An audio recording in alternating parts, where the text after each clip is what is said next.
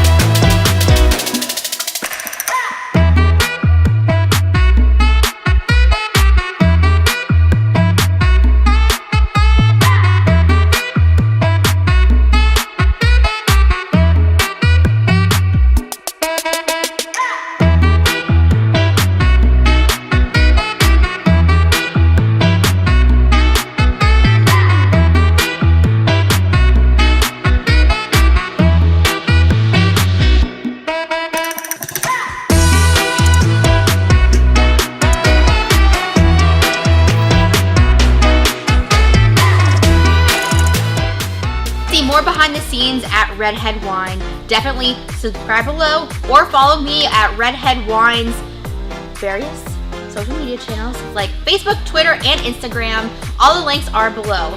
Thanks for watching and stay tuned for next week's video.